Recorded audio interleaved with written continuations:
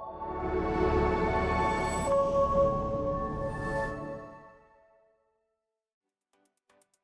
think people forget that Canada has its own things going on at the same time. The same year, actually, that Stonewall happened, Canada legalized or decriminalized homosexuality. I didn't realize that, actually. You're so right.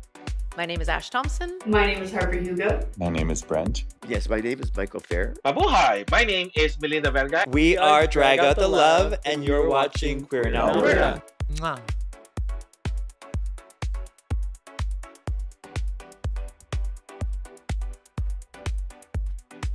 Welcome back to another episode of Queer in Alberta, the podcast where we talk to 2S LGBTQIA+ Albertans from all across the province. I'm your host, Kels Valenzuela Delamarter. I use she, her pronouns, but you already know me, and I am so excited to introduce you to our guest today, all the way from Edmonton. We have today with us Harper-Hugo, who is the founder and head writer of Making Queer History, an online hub where they and their team run a series of articles and podcast episodes that work to tell the stories of the queer community's history. Their work has been featured in Bustle, Daily Extra, and has been mentioned in Vice, Slate, and Harper's Bazaar. They live with their wife and 3 cats in Edmonton. Harper-Hugo, how are you doing? I'm having a great day, actually. So great I'm day? happy to be here. I mean, you've got Hazel, Queer in Alberta's unofficial mascot, chilling Yes. beside you. And she's being an absolute angel, has been an absolute angel. I know. Unproblematic queen. Unproblematic queen through all of the trials and tribulations of set and etc. But I am so happy to have you in the space here in Lethbridge with me today. Thank you for coming. Oh, thank you for having me. And you know, you were telling me before that this is not your first time in Lethbridge. No. You actually have a bit of a secret history with Lethbridge. Get into it. Okay, yeah. I originally lived in Lethbridge from around 20, I don't know. I'm not going to say the exact years. I'm not certain. We moved back and forth a couple times. But we lived here when I was a teenager, really when I was figuring out that I was queer, honestly. And Lethbridge was such a huge part of that journey, actually. We have that in common. Exactly. Right? It's amazing. I've actually been so lucky to have found so many amazing queer people in Lethbridge. And really, when I had sort of all these self-discoveries, I had this amazing community who was just waiting and who was just right there, right out the door.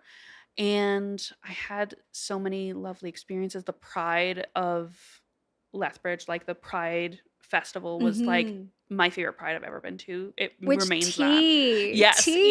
yes. The Edmonton Pride situation sucks. It's really bad. I love that. We're getting into it. First 5 minutes of the podcast. You're like, this is how I feel. This is how I feel. Edmonton Pride. Okay, do you want to hear something that okay, I'm just gonna say it. I'm just gonna say it. Obviously. Okay, so the first time I went to Edmonton Pride, we were just going around, and I was already there are too many corporations here. I hate it. And I'm trying to enjoy myself though. I'm trying to have a good time. And they're playing. The bank is playing all this music, and they start playing a Kanye West song. And I'm like, okay. I know this Kanye West song, and I know it has a slur in it, a slur against lesbians. And I'm like, okay, are they gonna? And they played it. They played the whole slur on lesbian at Pride, and I was like, are you serious right now? And this is where we think about allyship. This is where we think about corporate spaces, pride spaces, but that's so interesting to hear. Because I don't know, I feel like Lethbridge, it has its small community and the people here really love it. Yeah. But when you think about people in Edmonton or Calgary, it's they don't even think about Lethbridge Pride. So here you are in Edmonton being actually, it's kind of my favorite one. And I definitely had a real adjustment period to Edmonton because I grew up in a small town. I grew up in Claire's home. Hey, you're fully Southern Alberta diva. Yeah, 100%. And I had such interesting experiences moving to Edmonton and just sort of realizing how disconnected some Edmontonians were from the realities of Southern Alberta. How do you mean about that? I remember I helped there was this trans kid who got into Camp Firefly. Oh, yeah. And it was a life-changing experience for them. It was the first time they were gendered correctly. They were from a Mormon family. They had this really difficult time growing up. And I was telling this to a friend. I was so excited for this kid that I helped, get there. And they just dismissed it. They're like, oh yeah, but Camp Firefly, I don't like the organizers. So, and I'm like, okay. Interesting. It sort of lets behind the scenes politics of who likes who get in the way of like the thing that really impacts people, which is like having community. And Yes, like yes. I think this person is annoying, and I'm like, I don't care. Like I care Mm. about the fact that they got gendered correctly for the first time. Which is the number one thing, right? 100%. And I so see what you mean. I think it's like any kind of community, the bigger it gets or the Mhm. larger scale the event or operation, sometimes those like infighting situations can happen, which is sad because then it dismisses this really beautiful experience that is the Exactly. main point that brings Exactly. everybody together, right? And like as much trash as I'll talk about Edmonton, because I will. That's We're what I'm really here like for. starting off strong, Yeah, right? we're starting off strong. I'm Uh-huh. representing Edmonton.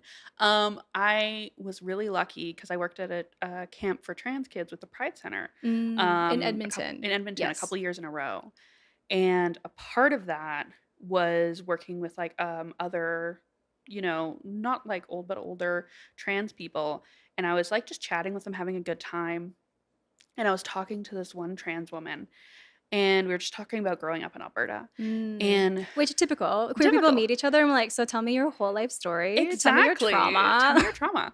And she was like, yeah, I grew up in Southern Alberta. I'm like, oh, I grew up in Southern Alberta, a really small town, Claresholm. And she's like, I was there. I'm actually your aunt. Yeah. I was actually there. Like I knew where she worked. I knew the people she worked with. I knew all these amazing things. And I was like, we're really connected.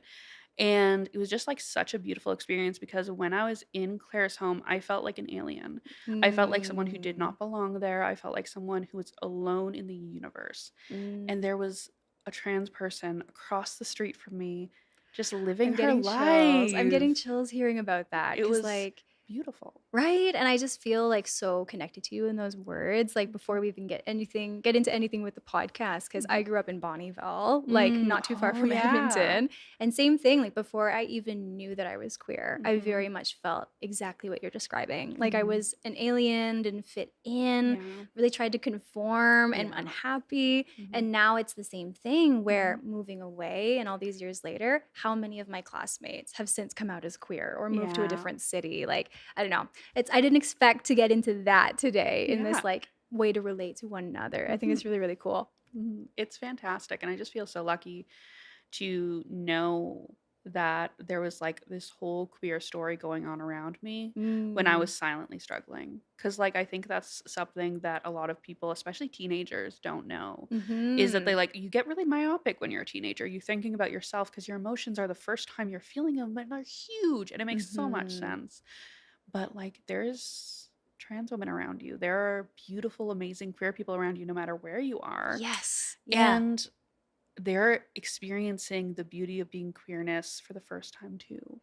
And like you are connected to that, and you will never not be connected to that. What a beautiful thing. I think we're doing the exact same work, just like different format, same thing, different font. And I'm obsessed. Like I'm so happy to connect with you. And I think this segues so beautifully into making queer history. Like you're talking about finding all of these stories that are around you and maybe not everybody sees. But tell me a bit more for folks that are hearing about it for the first time. What would you describe making queer history is? Making Queer History is a series of articles. We have a couple other things that go along with that, but the heart of the project is a series of articles where we talk about different stories from the history of queerness. And like usually that focuses on a person, but sometimes it's a place, sometimes it's a thing, sometimes it's an event. But what really drew me in, like it made me passionate about it, was just the individual people and realizing how many ways there were to be queer and how many ways were forgotten of being queer. And we're so close, we can just touch it. And we just have to reach out. Because I think I see a lot, especially right now, and there seems to be an uptick in this, people being like, we weren't taught our history. We weren't encouraged to learn it. And that's so true. But there are so many queer historians, there are so many queer people studying history who just are reaching out to you, and you just have to put your hand out. They are there because when I first started researching, I was like, I'm the first person to ever think of doing this. Groundbreaking. It's me. Exactly. But I have been so lucky to have discovered so many different people are here before me. So many different people are doing the same thing, had the same thought, had the same passion. And they made the way so much easier for me. Absolutely. And you just have to reach out. No, I think it's so important. And like I want to ask you a little bit about even before it became what it is today, making queer history. How did it start for you though? Just initial curiosity on Tumblr in 2016 or like what was it? I was talking to my wife Ah, and we were just yes. like chatting back and forth on, like Messenger. We were on Instagram. Very cute. Yeah, Very very gay. cute. And we were talking, this is less cute, but very gay. We were talking about the AIDS epidemic. Okay, yeah. And one of the things I brought up, I was like, yeah, lesbians were a huge part of like nursing gay men. And like, I was really talking about the role of lesbians. And my wife was like, I've never heard this before. And I was just crestfallen. I felt devastated about that. I was like, why wasn't the story told? Why wasn't the story encouraged to be known? And I got this fire and I started doing research. And on my birthday on 2015, I had Audacity and a laptop. We're the same. Queer in Alberta started on like my 24th birthday my or something as God. well. Yeah. But the youth. We're out here on our laptops being we have like, too much free time. exactly. Yeah. And I was like, I'm gonna write an article about Sappho. And I wrote an article about Sappho and I posted it on tumblr.com. And it just started from there. I was, on the ground hustling. I was messaging every single person who, I knew, being like, I'm talking about queer history. Be there or be square. Calling out to community. Exactly. I think that's so cool. And like you're totally right in that aspect about the AIDS epidemic and the way that like lesbians came through for community and were able to like do really important and vital work caring for community in ways that nobody else was. Like even myself, I only learned about that maybe in the last 2 to 3 years. And I've seen it come to the forward of like conversation more. And it's great. It's really important that we know our history. 100%. And I think that the more we know our history, the more we see a precedent for the conversations and the pain that we're going through now. Because I think a lot of people will look at queerness, and a lot of people are looking at queerness right now and seeing it come to the forefront, and they're being like, this is new. And I'm like, no. Diva, we've been here for a very long time. And we've been doing it this way. Like, it's not that like the way we're talking about it is new and like random and just like a fad. It's something gorgeous that has a deep, rich history of just love and appreciation and time and community. And I couldn't love the queer community more for that. Oh my goodness, Harper-Hugo, are you going to make me cry in the first like 10 minutes of our episode and time together? Yes. I relate 100% to what you're saying there. And I think that segues really well into like our main topic about history today. But before we go there, I want to give the audience an opportunity to get to know you a bit more very quickly. Yeah. Because when we were first brainstorming our episode, you told me the absolute sweetest story about you and your wife, Will, here in Lethbridge. Like, as if Lethbridge would have such a hand in your love story. I feel like the audience needs to know this story of Bread, Milk, and Honey. Absolutely. It's one of my favorite stories. So me and Will had just met in person for the first time. Will's my wife. We had just met in person for the first time because my wife is from Norway and took a huge risk coming all the way to Canada to meet me. To Lethbridge. Norway to Lethbridge. Like, Will was brave. Will was brave. So impressed. This is like The Notebook, but like for lesbians. Do you know what I mean? Exactly. And we met and we were so excited to see each other, so excited to meet each other, but we were still so timid about being visibly queer, And I know what Southern Alberta's reputation has in it, and I know my experiences with that, and I've had positive and negative experiences, but I've never been openly queer in public before. So me and Will are like, okay, we're going to go on our first date. We're going to do it. We're going to do it. We're going to do it. We're going to go on our first date to Bread, Milk, and Honey. Which, to be fair, is like the fruitiest cafe in Lethbridge. 100%. But I didn't know that yet. Like, there was no rainbow sticker on the door yet. Before. These are the before times. And so we go in and we sit across from each other and we are so in love. We're holding hands across the table. I'm blushing. I'm blushing. And we're just like trying to be subtle, but we can't because we're just in love and we're young. Mm-hmm. And we're sitting giggling to each other, talking, and we're about to leave.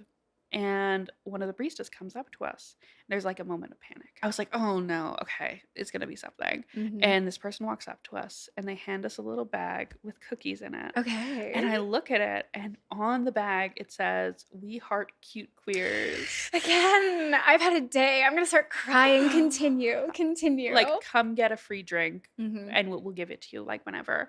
And I was just, we have that bag framed in our apartment. This is the gayest shit I've ever heard. Bleep. And it's so funny because I this is like an extension of the story I didn't tell you about. But I was like, oh, this is such a great thing to have happened. What a cute story. So I posted it on Tumblr. And someone that I follow was like, "Bread Milk and Honey from Lethbridge?" From Lethbridge. From Lethbridge. And I'm like, yeah. They're like, "I'm from Lethbridge. Do you want to meet up?" And like, I met this queer, amazing, cool, like non-binary person who was just so cool. And like the first, like, I'm trying to say not gender fuckery, but like gender fuckery person that I had met.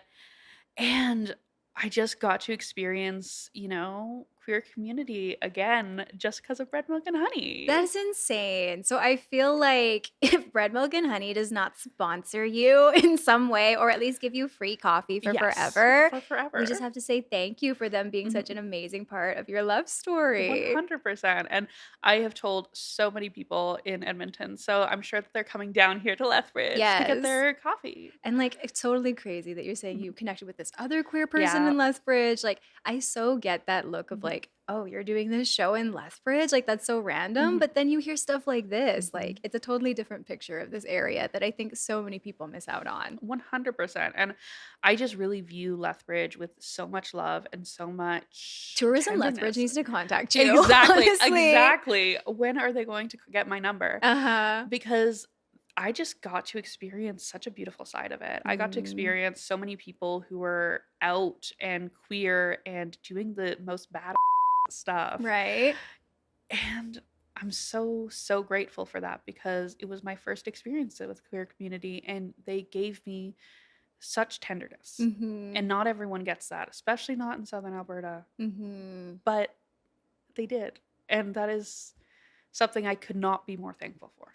You're such a genuine speaker. Like, I can feel your passion and authenticity when you share these experiences. And it really makes me reflect again on like how for me, Lethbridge was very much the same, like that safe place to discover this part of my identity, to explore what does it mean for me to be queer? What does that look like? So I just am having warm fuzzies relating to you in that way. And now I think like, how am I even going to segue into the larger conversation? Because it's so just like, love. But I think we should try and move into the larger conversation. And so with your amazing historian like work that you do and your research, we wanted to focus on talking about somebody that had an Alberta connection for today's episode.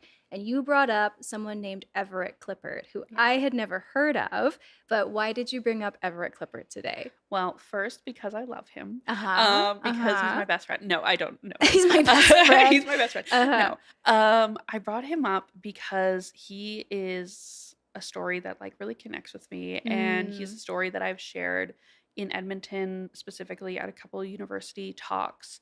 And I've seen how his story can like recontextualize some things for people because I think, especially in Canada, there's so much focus on American history.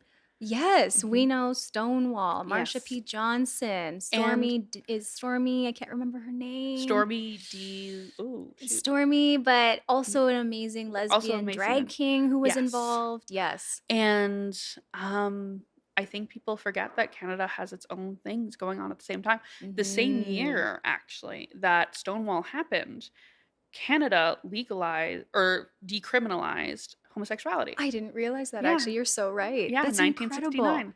And that what you're speaking to, the decriminalization of homosexuality, part of why you brought up Everett Klippert is because, if I'm reading right, He was the last person in Canada to be convicted and charged with gross indecency, Yes. which for maybe people that hear that term and don't understand it, can you perhaps expand on what gross indecency is? Well, for this specific case, it Yes. means that he had sex with men. Yes. Like, just Homosexual very, activity. very frankly, he was Mhm. having sexual relationships with men. Mhm. And I think what makes Everett Klippert is such an interesting story is that he would not shut up about it.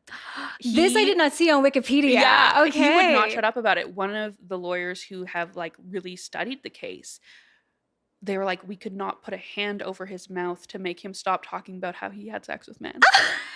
He I mean, was gonna me, say but it. Yeah. He was gonna say something, and Uh-huh. he was just so honest. And as someone who like really values honesty and sees how brave that was to at the time just be like, yeah, Here it is. yeah, These are the here's what it is. facts. To say that in a country where it was criminalized at the time, to say that Yes. to police officers, to say that to people who are interrogating you, that's just incredible. That No, is that just bravery. incredible. Yes. And before we get too far, I want to start maybe with the beginning of Mhm. Everett's story. So, part of why we wanted to talk about him was he was born in Saskatchewan, but grew up in Calgary. Yes, he grew up in Calgary. He Okay. moved to Calgary when he was 2. Okay. So he was an Alberta boy. Mhm. He was lucky enough to have a big family. His sister Leah, I'm going to mention her a couple times because she was an amazing person in his life, and I just really want to show that he had a really loving family. I Mhm. really, if you take anything from his story, just take away the fact that he was loved. Yeah. He grew up in Calgary. He had a couple different jobs, but he ended up working as a bus driver for a time. And he is sort of well known for that part of his life because people just loved driving the bus with him because he would point out little different things and he was really Cute. chatty. And people would literally watch as other bus passed and like make sure they were on his bus because they were like, He was the bus. he the was the one bus that to you be on. wanted. It was popping off on his bus. And he was just really loved in his community. And eventually, because he was very honest about his life, the police were like, oh, no. Because, yeah, and like you were saying, at this time, it's illegal to be gay. And do you know what year exactly this would be? Like at this point in the story? at this point in the story, it would, I'd have to do a little bit of math to know the exact year. I'm sorry. I feel you though. I am not a math gay. Yeah, that would be my partner, and she's not here right now. So it would be early 60s. okay, so early 60s. you can set the scene even Yeah. just with that about what Exactly. social attitudes might be like towards queer people in Alberta. Exactly. And specifically, one of the things that a lot of queer people were experiencing at the time was harassment from the police and a lot of targeting from the police. Beyond the fact that queer acts were illegal in many cases, there was an attitude of if something was done, queer people probably did it. Because Like anything. Yeah, anything. Really? And that's going to come up again later in the story. And if you're seen as a queer person, you're seen as someone who breaks rules, which, to be fair, We don't like conformity. We don't like conformity. But we're also not like arsonists We're or not whatever. arsonists. Yeah. And like it was very much seen at the time. There was this whole backdrop of queer people being fired from government jobs because it's like if you're queer, you're a liar. Yeah. So we need to get you out of here because you could, government security and stuff. And it was very ridiculous. That's a whole other aspect of Canadian queer history that so is wild to think about because it's not that long ago not that long ago either. at all. And he would definitely be experiencing a lot of crackdowns from like the people around him.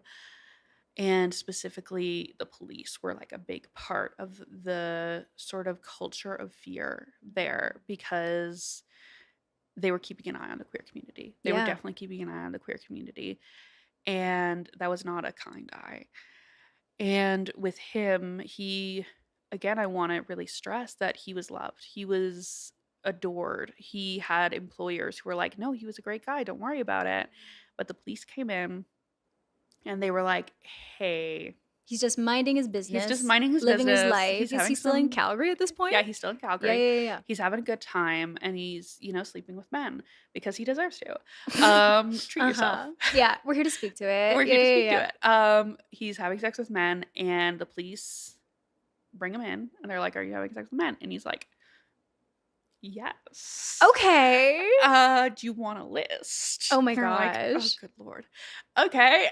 Do you know And how old he is at this point? he would be Because I'm like, Yeah. that is a bold 23-year-old. That's what no, I'm he was like envisioning. 30s. He was 30s. Okay, He was in his 30s, okay. which is still almost even more bold to me because like when you're young, you don't understand the consequences as much. Mhm. But he had a life. He had a life. He had a job. He had a family. He had a family who was very Christian as well. So he was taking, well, not a risk even. He was just being honest. He was just being frank. A lot of his lawyers said he just expected things to work out if he was honest and kind. And I'm Mhm. like, it should have worked out because he was honest and kind, because what else could you ask from a person? But at the time, they asked a lot more, and what they asked was, okay, who are you sleeping with? And he wrote down a list, and 18 names. Okay. Yeah, he was around. He was having a good time, and they put him in prison for 4 years. And he loved his family, and he was so worried about bringing shame to them. Right. So he moved. He left Calgary.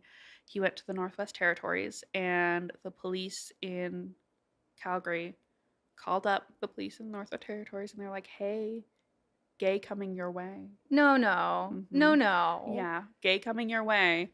Keep an eye out for him. This is unbelievable. So, Mhm. like, they literally brought him in for just like an ambiguous random thing. Like, what was the main reason before? I think for him, for like this charge, they were like, "You're gay. Okay. Let's talk about it." So they just like knew in the Mhm. community, Mhm. kind of like this almost surveillance aspect, 100%. and cracking down on suspected queer people. Exactly. That's terrifying. It's terrifying. And, another person and another people probably did end up in that situation. And to Mhm. protect themselves, they were like, "I've never slept with a man in my life. What are you Right. talking about?" And no judgment on that choice at all. Yeah. But what an interesting thing that he was like, This is "No, who I am. this is who I am. This is it." And unafraid. Unafraid. And I can just not admire him more for that. Wow. It's I so don't he know if I goes, could do the same thing. Do you know what I mean? Like being in such a threatening environment, I'd want to say that yes. And like in a day of social media, I don't think I have much of a choice. You go on my Yeah. Instagram, it speaks for me, right? But all levity aside, it's a really interesting choice, because what do? Do you protect yourself, your family, or be honest? Like, I couldn't imagine what it's like to be faced with something like that. 100%. And it's almost like a Kant level of honesty, like of you're going to do what you're going to do, Mm-hmm. but I'm going to be standing in my honesty no matter what choices you make. And that, is so powerful to me. That is so almost a scary level of honesty. Yes. Because Yeah. you're like, wow, how do you manage like that? And I think when you were talking about how Mhm. knowing your history shows you what we've been through before, Yeah. I've always thought that, like, when you hear these stories, you hear about the resiliency and strength that people in our community had before us. And Mhm. especially now that we're facing change and fear Yes. and discrimination as queer people across the world, it feels like, Mhm. to know that not even that far behind, like a generation or Mhm. two at Yeah. most, this story of like just bravery and strength is Yes. happening. You can draw from that just by Mhm. knowing it. 100%. And one thing that I really want to like put in people's minds while we're like exploring the story Mm-hmm. is that this man was not an activist. This man was not He was a someone bus driver He was a who was bus there for a good driver. time. He was there for a good time. He liked sleeping with men, and that was like Mhm. he liked driving the bus and sleeping with men. Go off, king. But Uh-huh. he wasn't an activist later in his life because of a lot of the events that we're about to explore. He would be contacted by pride organizations being like, "Do you want to talk about this?" And he's like, "No, I just want to live my life." And I think Mhm. something that when looking at queer history, people sort of expect to see is this legacy of like people fighting the man, which Right. we love fighting the man. But there's also this legacy of people who just lived their lives honestly And just want to be. and through that changed the world. Mm-hmm. Like just by through living who they were, changed everything around them. Well, I think that's very much Everett's case, right? 100%. Because like as we're talking through this story, you said that he was he in prison for 4 years before 4 going years. to the Northwest Yeah. Territories? And then this happens all over again. Yes. Yeah. We have him at the Northwest Territories. He gets a job, and then there's an arson. And the police are like, okay. And Just there's like an in the interview. community. Yeah, there's an Yeah. arson. And they're like, okay, arsonists are deviants and homosexuals are deviants. 1 + 1 is 2. 1 + 1 is 2. Everett Bring him in. Klippert. Yeah. Let's bring him in. So they sit him down, and he's like, I didn't commit the arson, but I have slept with some men. And they're like, okay, let's talk about it. Interesting. So Yeah. do you know if they like, because for me, when I first like was looking at this story and saw the arson bit and then how it immediately segues to another conviction for gross indecency, I'm like, that seems so suspicious. You're telling me you're bringing him in for this really like, okay, random crime, and somehow you wind up with he's gay. Yeah. How did we get there? Yeah. How did we get there? Yeah. Well, those things are absolutely connected. Mhm. Like, it was not a situation where Too they were not- coincidental. Exactly. They were bringing him in because he was gay. Yeah. That's frankly it. They got a call from Calgary. The person who did it, who brought him in and like was a part of his conviction, was very frank in an interview and was like, he's a deviant in this way. He's going to be a deviant in this way. We're Mhm. bringing him in. And, you know, the questioning ended up being around his queerness, and he ended up getting a life sentence, which, you know, I'm just like what? sitting with that. Yeah. A life sentence for I was brought in about Mhm. arson, and Yeah. then it became about my private life with Mhm. other consenting adults, Yeah. right? Like, Yeah. And he, you know, he went through the process of being convicted, just being honest, just being frank, just being real with these people, being like, yeah, I'm going to continue sleeping with men. And he ended up getting a life sentence because more or less legally what they were looking at, and he was categorized as a dangerous sexual offender. And the psychiatrists who were involved in that, psychologists who were involved in that, were like, okay, well, it depends on how you define that legally, because does dangerous sexual offender mean that he's attacking people? He's never going to attack someone. We to our ability to know this, he's never done anything like that. Does it mean that he's going for people underage? No, that's not happening. But does it mean that he's going to do it again?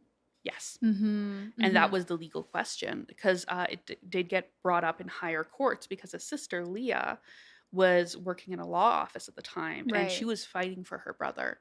She was fighting to get her brother out of jail. And going to these bigger courts, the question ended up being, okay, well, does he count as a dangerous sexual offender if we know he's not going to hurt anybody, if we know he's going to go only after,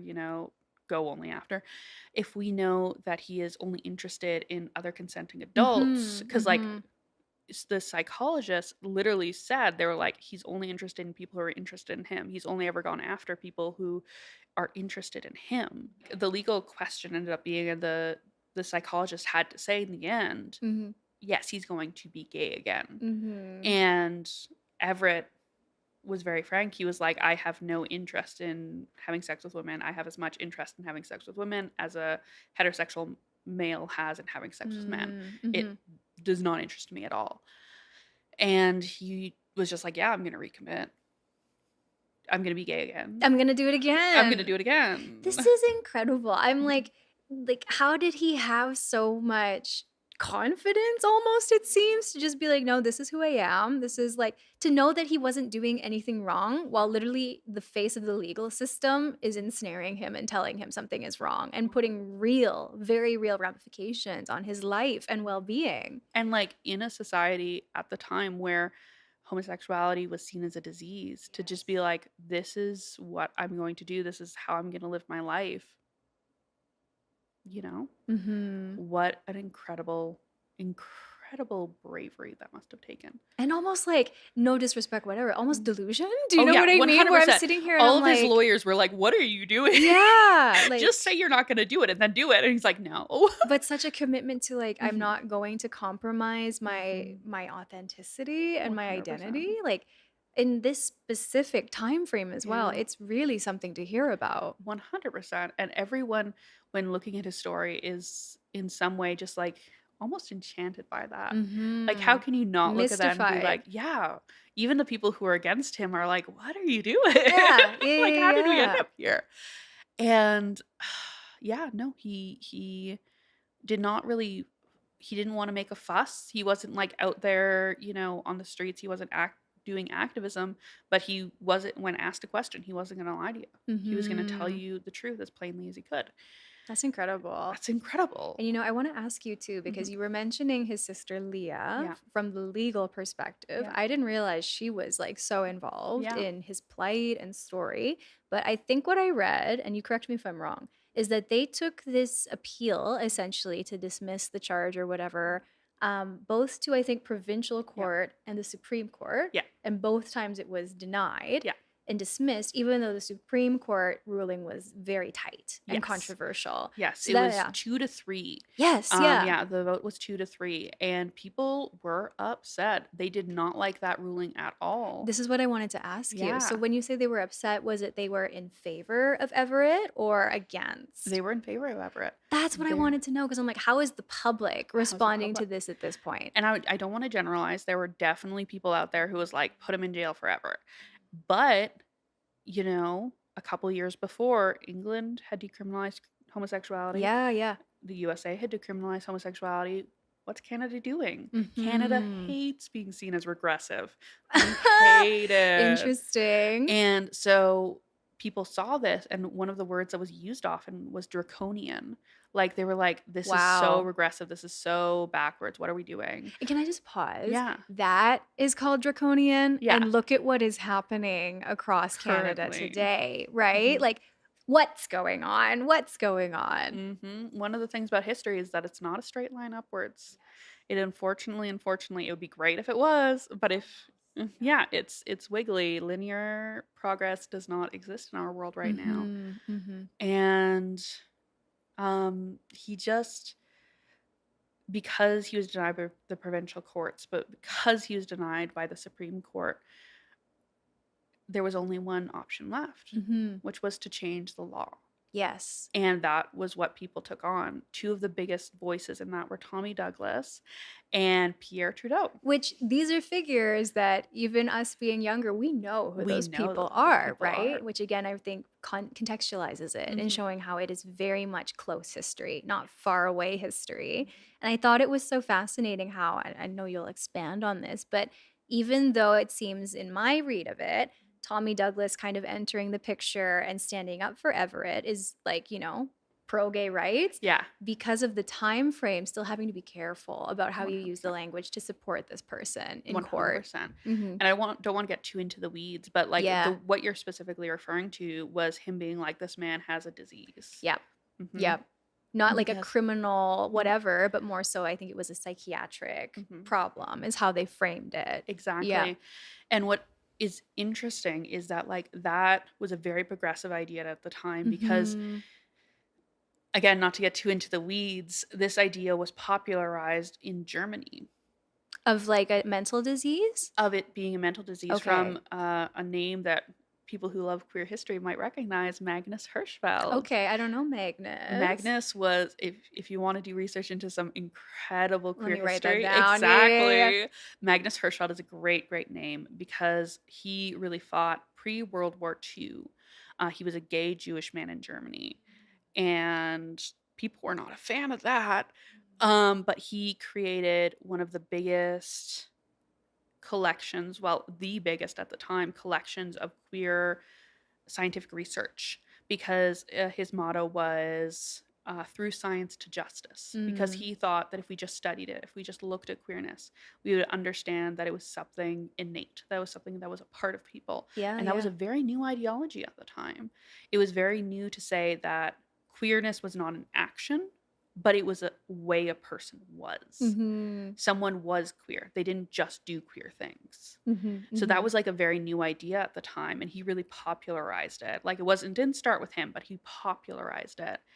And So Magnus is an ally. Magnus was, is he was the gay. ally. Yeah, He was yeah. gay. So like he wasn't just an ally, he was a part of us. Yeah. And he was I could talk about him for hours, but we'll get back to our guy. Yes. We'll get back to Everett. Because Tommy Douglas, we can see the line that led Tommy Douglas to exactly what he said. And it comes from Germany, and it comes from the idea of like queerness as an identity rather than just as an action. And the law was punishing it as an action rather than viewing it as an identity. And disease and identity were like sort of the transitionary points. It was like disease, identity.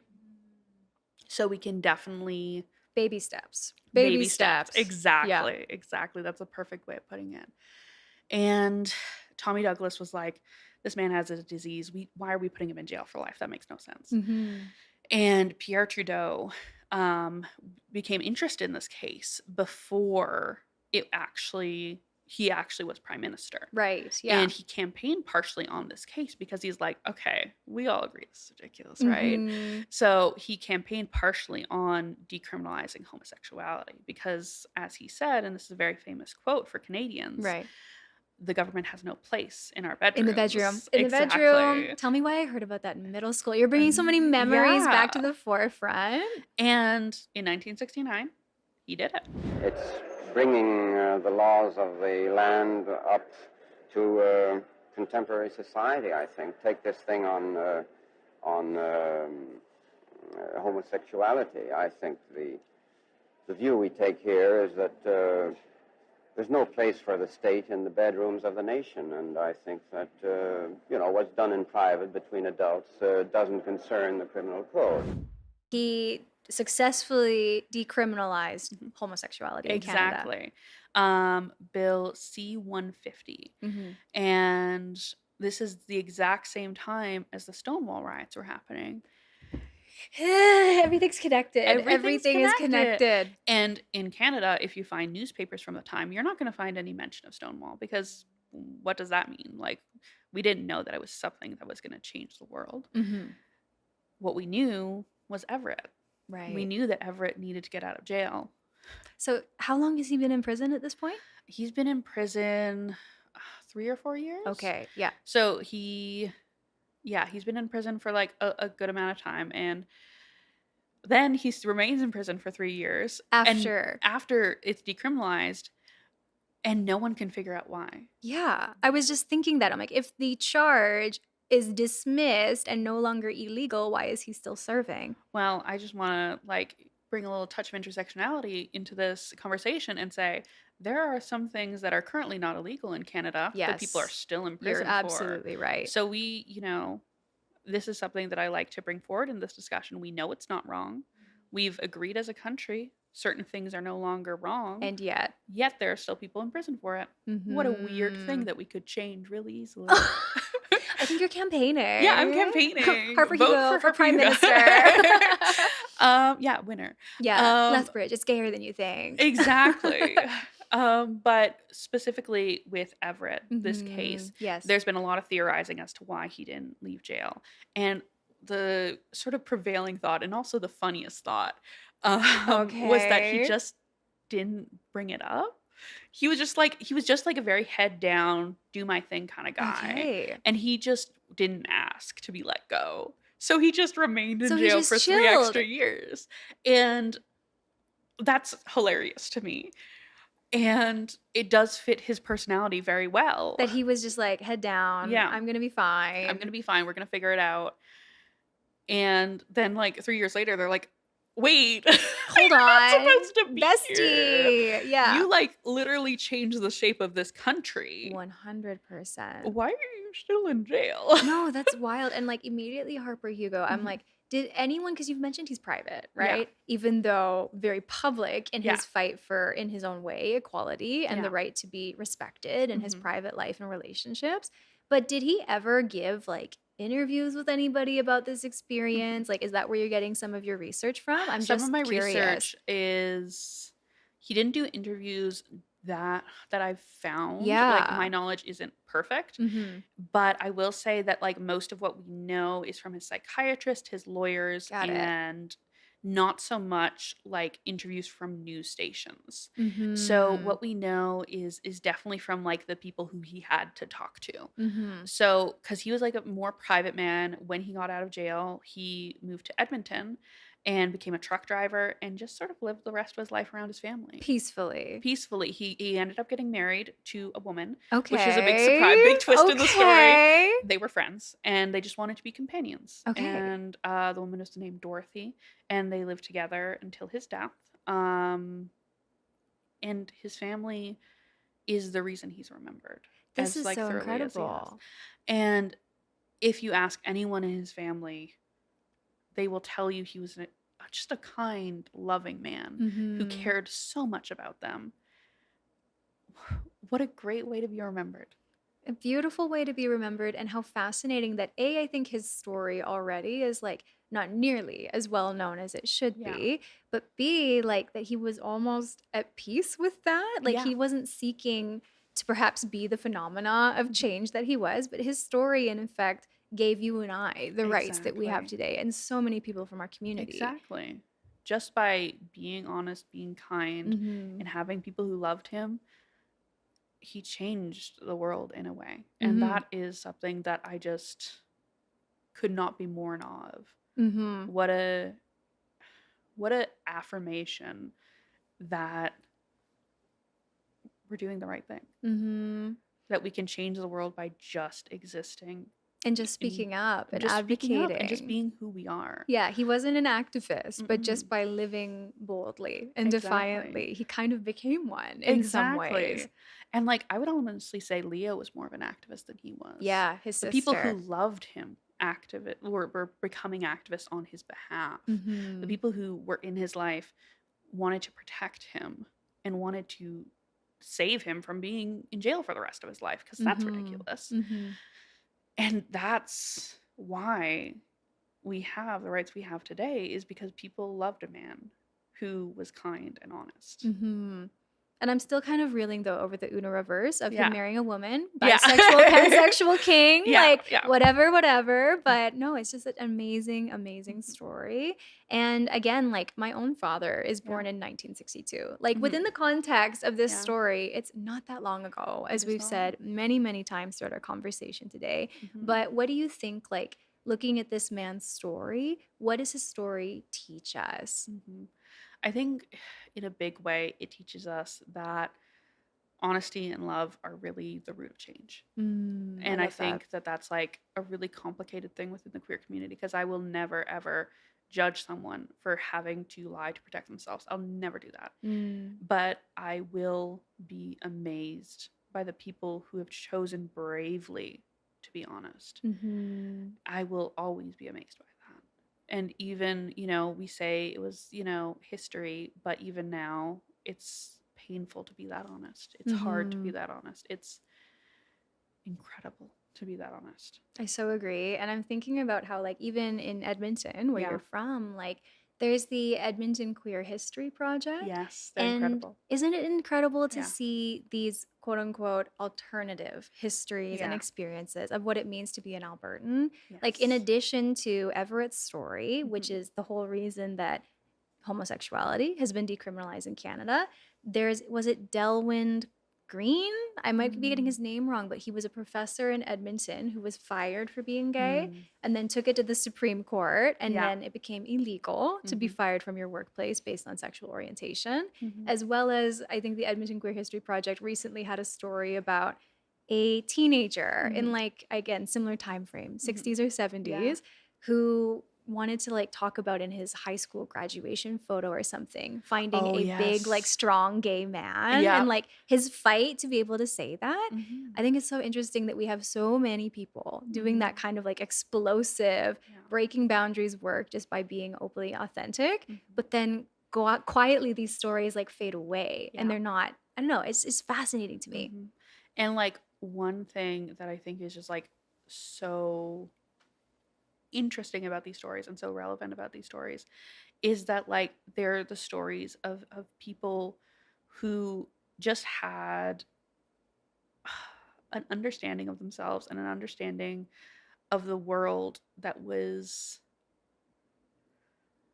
within a time that didn't want them. You know, they existed within a time that did want to punish them, that did want them to be quiet, that did want them to be dismissed as much as possible. This was a time where it was safest and most encouraged to shut up and be as far away from the limelight as you can. And they just said no. They just simply said no. And through that, they made history. Exactly. I love it. Exactly. Well, thank you so much, Harper-Hugo, for telling me this story. And like, even just as another queer person, I think hearing queer history, period, is like such a revelation. 100%. But to hear locally specific queer history from people that have been facing the same challenges or have loved the same landscapes and homes that I have here in Alberta, there's something truly, truly special about that. So thank you for sharing with me and my audience. And I just want to like bring like a final note to that. Yes. And say that when I was doing the research on him, one of the facts that I found was that his remains are in this tiny town called Castor. Okay, yeah. Under 1,000 people. And I was just thinking about how there's going to be a queer person listening to this podcast thinking their small town has no connection to queer history. There's going to be a person who's like, I have under 1,000 people in my town. What do you mean? What do you mean we have a deep, important connection to queer history? But they do. So if you're from Castor, Alberta, shout out. Go leave Everett some flowers. Exactly. He's there. There's nothing that we do that is not interconnected with queer history.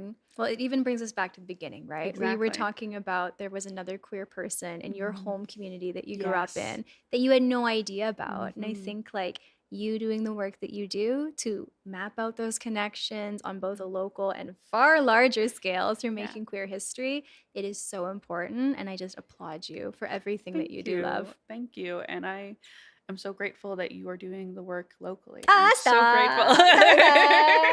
Okay. I'm going to turn red again.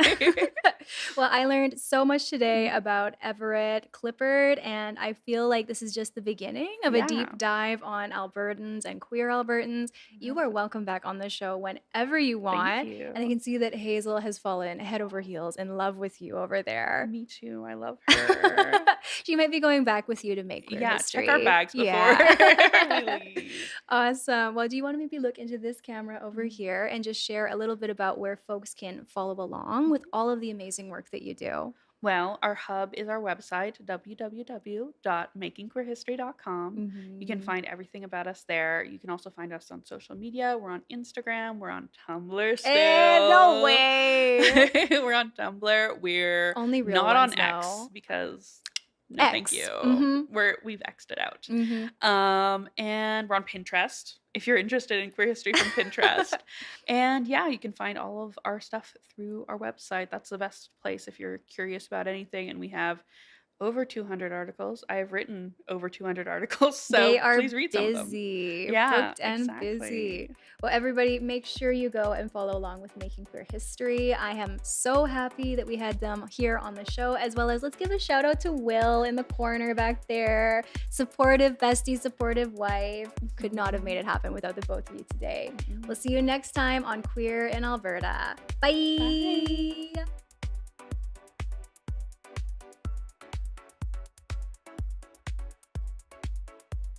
Coming up next on Queer in Alberta. But in the pursuit of good journalism, I have to ask, you brought up this Brokeback Mountain truck, but the film was filmed in 2005.